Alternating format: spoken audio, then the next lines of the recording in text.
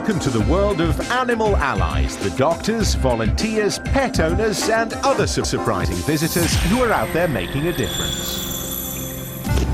In South Africa, animal doctors treat beloved pets for cancer, while in Australia, one man has sunk his millions into conservation. Big isn't best for cats.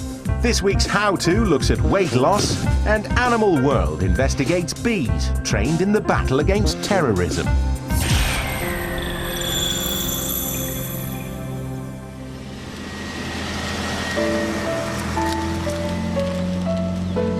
When a pet is sick, it's very upsetting.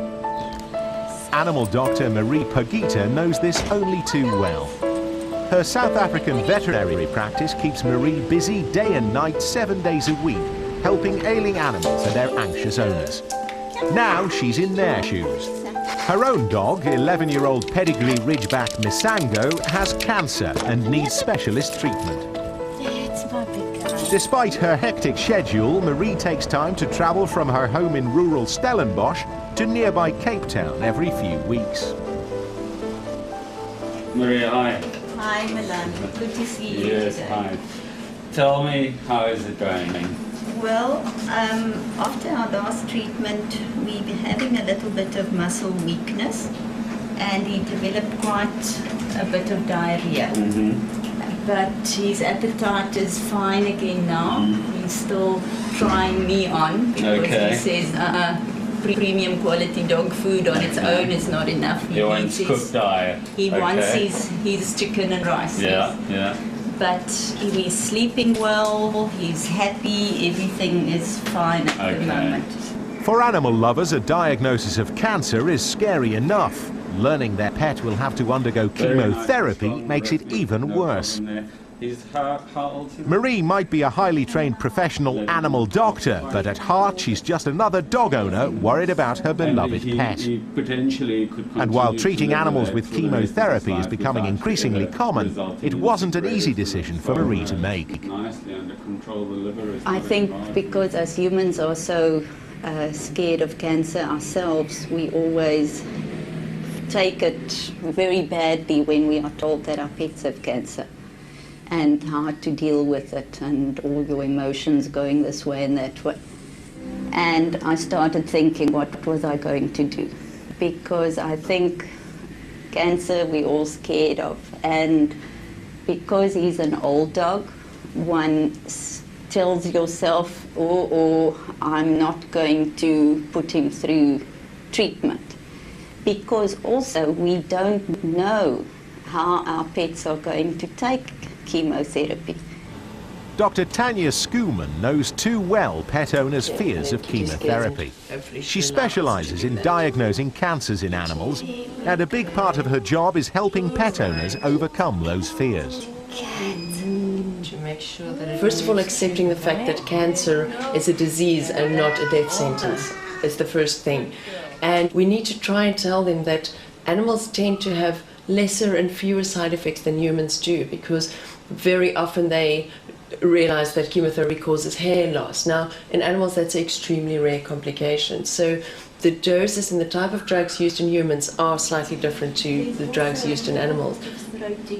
Dr. Milan van Zyl, who is treating Misango's cancer, is reassuring but realistic about the side effects of the cancer-fighting drugs.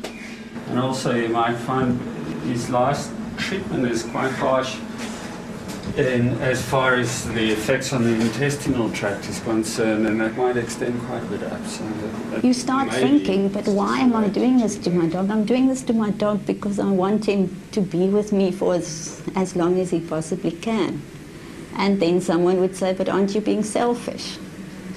I don't think so. I think if you see him now, 6 months down the line, he's still a happy guy. He still sleeps on the bed, he still does all his naughty things, he still asks for chocolates at night. It's important to be able to prepare them mentally for what they could expect. And the nice thing for us is that we see them back regularly, often weekly or every 2 weeks or every 3 weeks. So we tend to grow with the animal, see how it copes, see how they get better, and you hold hands and you do it together and you work your way through it. Within 3 days of the chemo, he did have a nausea and diarrhea. And I was horrified. I thought, here I'd taken my healthy dog and I made him sick. And I needed to speak to someone, and again there the specialist could tell me, but remember, you did have an ill dog. He was a very sick dog. And he is going to die if we don't help him now, and within 3 months. There were times that I was ready to give up. I thought, no, and I'm talking about maybe 4 days out of the last 6 months. I thought of putting him to sleep when he was nauseous and when he had diarrhea. And it was just so great being able to phone and say, this is happening, what do I do? And just to hear, just hang in there. It's going to get better. Hi, how did it go? Hello, we're having a good morning. Hi. Well, that's the last one. How did it go? Any side Very effects? well, no problem. Nothing really much to expect. Maybe a bit of nausea in about 3 days' time, but hopefully, or slight diarrhea in Can I about 3 phone days' you? time. You can phone me. Thank you so much, Dr. Thank you. Hey boy. Thank you. Misango's treatment is over, but there's no guarantee the harsh anti-cancer drugs have done their job. Marie faces an agonizing wait. And it's a worrying time for Dr. Schoeman as well. Her patient, called Catty, has been suffering from nausea and vomiting. An ultrasound examination has detected an unexplained large growth in her stomach. And we're now moving on to the stomach wall, and we can see straight away that the stomach wall is very thickened and there's accumulation of air on the inside of the stomach. And if we move forward, we can now see that this area of the stomach wall is totally abnormal. It's really thickened and there's mass lesion formation in the actual stomach wall. In Animal Doctors Part 2, Dr. Schoeman examines Catty's all-important biopsies for signs of cancer. And has Misango's chemotherapy been successful?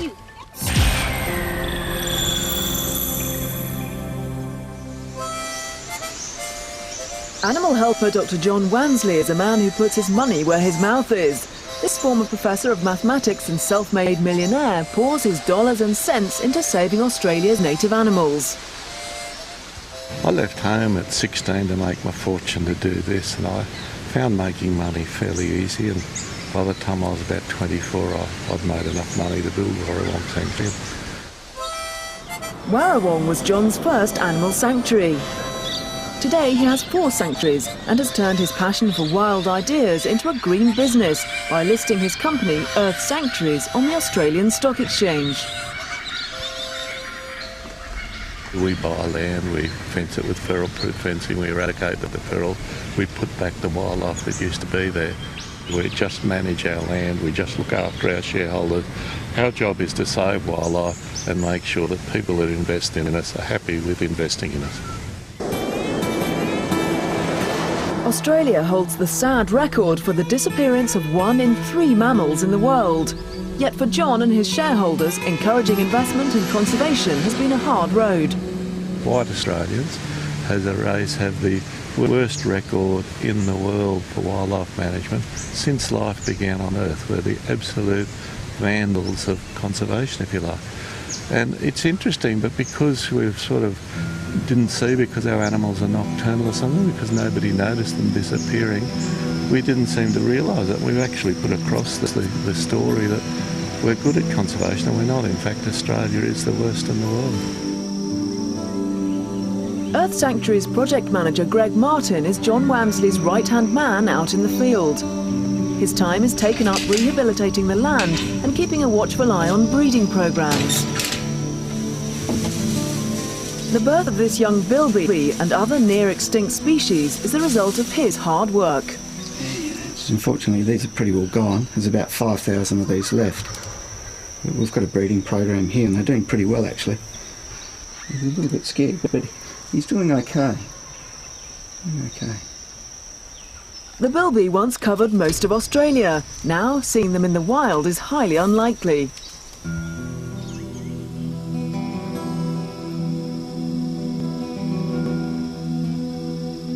The bilby has 3 clawed toes to build burrows. During the day it sleeps underground away from the heat. At night it comes out to look for food, not venturing too far from its burrow. It feeds mostly on bulbs and insects. Another one of Earth Sanctuary's success stories is the bridled knell-tailed wallaby. It was once a common sight in eastern Australia, but the clearing of its habitat and the competition for food by sheep and cattle nearly wiped it out. They thought it was extinct until about 1974, and then they found a small colony in Queensland.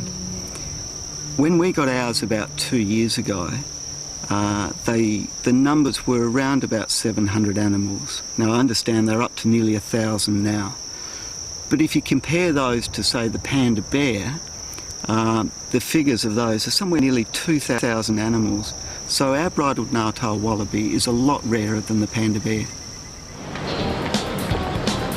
Earth Sanctuaries has had its ups and downs on the stock exchange, and investors are yet to be made wealthy. But for John Walmsley and his team, there's no giving up hope or help. I believe that wildlife tourism could be earning Australia something like $100 billion a year. It could be a massive industry in Australia. We've got to say, let's get into it, let's do it. Once people, when they go through our sanctuary, see these little animals, they want to do something positive and they want to help save them. And now is the only window of opportunity we've got. In a few years' time it will be too late. We have to act now. We have to save these species now. I've stood up on behalf of the animals, and it's my job to save them. It's my job to save the species in the wild as they should be. And it's hard work, I've got to admit that. And it's a never-ending job, but I have achieved more than I ever thought I would achieve, and I'm going to achieve a lot more yet.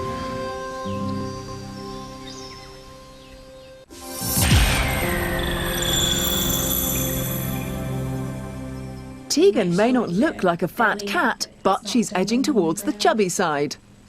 And that little extra bit of weight can lead to some very big health problems for cats. Animal Ally's Guide to Pet Weight Loss. Knowing if your pet needs to shed some extra kilograms or is just plain cuddly is the first step in preventing obesity. Natasha Dean runs a weight loss centre for overweight pets in Perth, Western Australia. She has the tips on how to tell if your cat needs to lose weight. Just make sure you can feel their ribs and have a waistline, and there's no belly hanging on the table, which there is in this case. So. Obesity is caused mostly by overeating and eating the wrong food. Avoid table scraps and treats. Feed only good quality cat food. This cat should probably get about half a cup a day, so you split that up into 2 meals so she feels full for longer. There is low-calorie food available. We use it here on our program. It's a low-calorie, high-fibre diet. If it feels like you're feeding them more, it fills them up quicker, but it's less calories than ordinary cat food. Carrying extra weight can result in serious health problems. When they get older and more overweight, it leads to diabetes, heart disease, cardiac disease. They'll lose momentum in their joints, so they'll lose locomotion. A bit hard to move for them, hard to get up in the morning and night. And of course, no weight loss program would be complete without exercise. It may not be possible to book your cat into a gym, but there are ways to get it moving. A ball, toys, or simply a piece of string can entice your cat to play. Give them a bit more exercise, try and do about 15 minutes a day. That's about it, yeah. Treating your cat's weight the same way you treat your own is a good way to ensure you both stay healthy and active. So to keep your cat in tip-top shape, take a look at this week's Animal Allies How-To. Check for obesity by feeling the cat's ribs. Cut out table scraps and treats and ensure a healthy diet. Encourage exercise.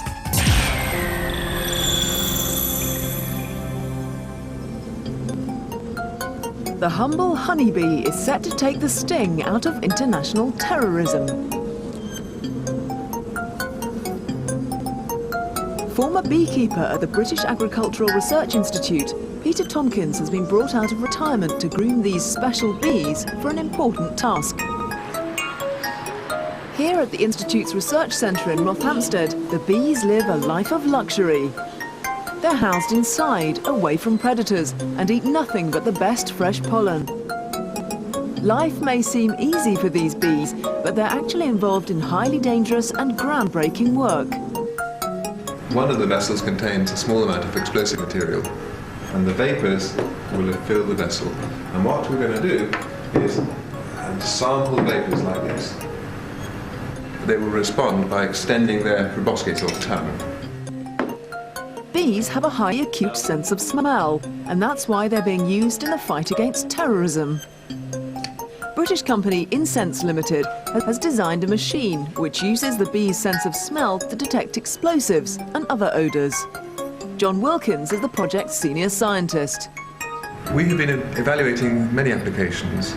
The one that seems to be most widely appreciated is the security sector, where you need to find explosives, drugs, narcotics, materials like that.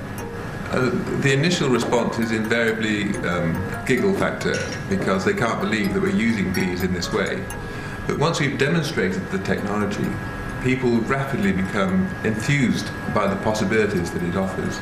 So we've had a lot of interest, principally from the security sector, but also from the food research area, and also from the clinical area for disease diagnosis. So we can imagine a system like this being installed in a hospital, in an airport, wherever you need to do the characterization of the odours. The company would supply the cassettes of trained bees on a weekly basis. We have a small camera within the unit that is filming the bee's head. When the bee extends its proboscis or tongue, we have special image recognition software that can monitor the extension of the tongue. And that's drawn out in this chart. So when it's normal resting state, the chart is black. When the odour is present, the tongue is extended, these charts become red, yellow and green. The tiny winged warriors have to be trained one by one. It takes an hour to train 30 bees. The training method is to make the bee associate the smell of an explosive with a food reward. The bee is placed in front of a test tube with a clean airflow. The odour is introduced. If the bee responds, it is given sucrose as a reward. The bees themselves appear to be thriving in their role as bomb detectives. In fact, John Wilkins thinks they're in bee heaven. We think that they're on holiday in the unit because they're not foraging. The worker bee in the wild flies itself to death over the summer months, so they're having a little break from that. The bees wouldn't actually work if they were in any way unhappy, so we ensure all the time that we look after them, they're kept comfortably, and when they finish their tour of duty, they are taken out of the little holders and returned to the hives unharmed. So, thanks to this pioneering research work, the small bee is making a big contribution towards keeping the world a safe place. We've been associated with bees. Humans and bees have been together for thousands of years. Bees are easily mass-produced, they're easily trained, and they're just magical creatures.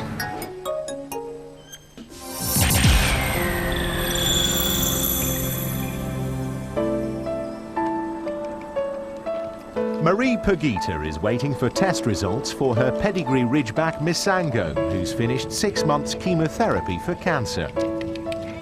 The waiting is especially difficult for Marie because Misango and his ancestors have always been in Marie's life. I knew his father, I knew his grandfather was my dog when I was still at university.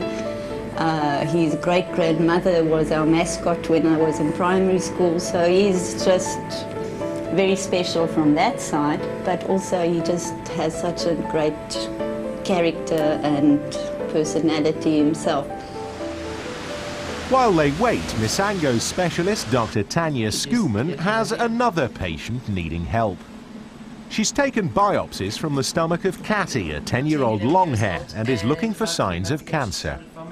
Now I've stained this slide that I took from the aspirate, and I'm now going to have a look at it under the microscope to try and see if I can get an idea of the type of cells that are involved.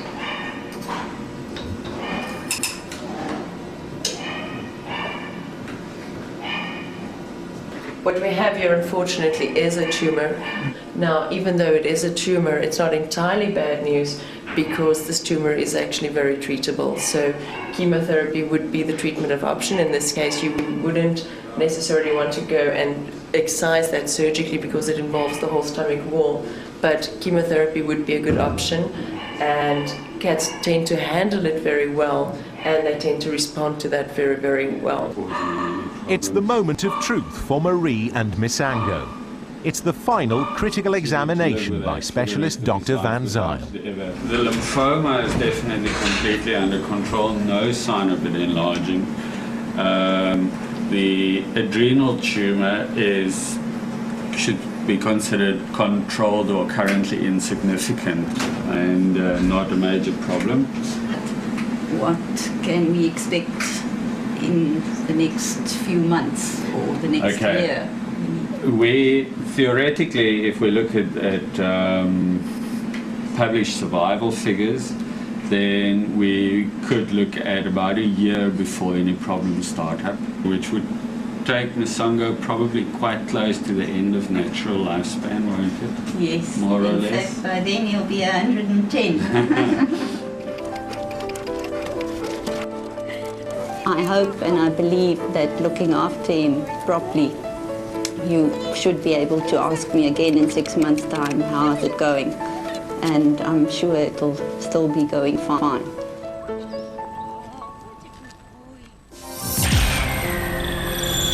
In the next programme, the world of animal allies continues when an injured kangaroo is flown thousands of kilometres for urgent medical attention.